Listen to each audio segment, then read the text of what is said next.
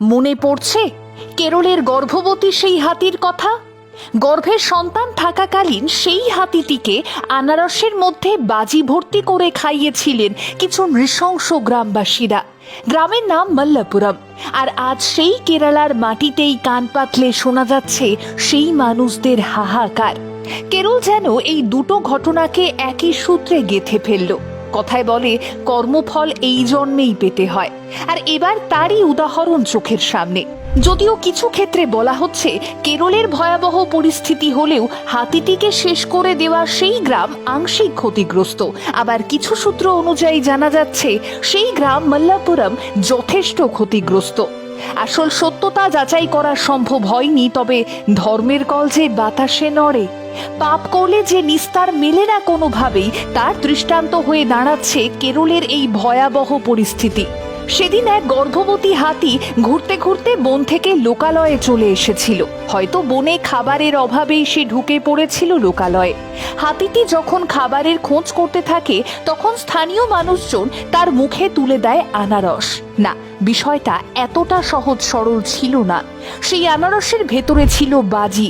মানুষকে বিশ্বাস করে নিজের আর সন্তানের কথা ভেবে সেই আনারসটি খেয়ে নেয় হাতিটি, আর তারপরই মুহূর্তেই ওলটপালট হয়ে যায় সবটা।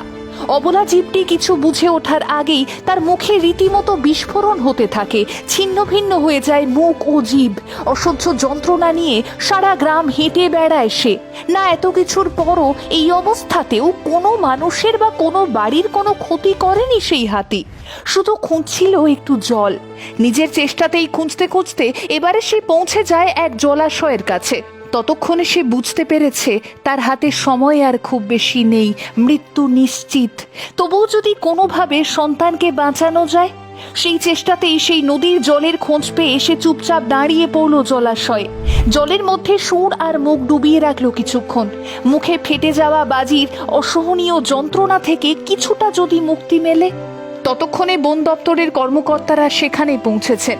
অন্য দুটি কুনকি হাতি দিয়ে নদী থেকে সেই মা হাতিকে তোলার চেষ্টা করেন তারা, কিন্তু মা হাতি আর কোনো সাড়া শব্দ করে না।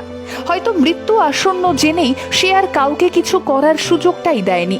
শেষমেশ ওই নদীতে দাঁড়িয়েই শেষ নিঃশ্বাস ত্যাগ করে এই গর্ভবতী হাতি। কেরলের মাটি সাক্ষী হয়ে থেকে যায় মানব সমাজের এই নৃশংস আচরণের। কাট্টু 2024। হঠাৎই প্রবল বৃষ্টিতে ভূমিধসে বিপর্যস্ত হয়ে পড়ে কেরলের একটা বিরাট অংশ।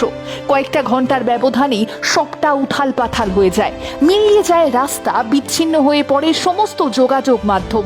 নদীতে ভাসতে থাকে মৃতদেহ, নিখোঁজ বহু, নিশ্চিহ্ন হয়ে যায় গ্রামের পর গ্রাম।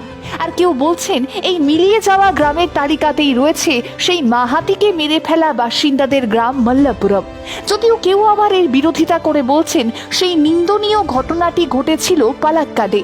তবে গ্রামের নাম নিয়ে বিতর্ক থাকলেও এই মাটি যে কেরলের তা নিয়ে কারো কোনো সন্দেহ নেই।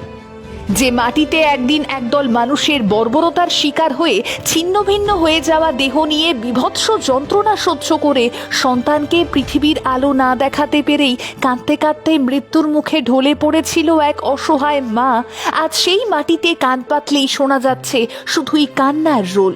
চারপাশে হাহাকার, কেউ হারিয়েছেন ঠিকানা, কেউ বা প্রিয়জনকে। কত মা হারিয়েছেন তার সন্তানকে।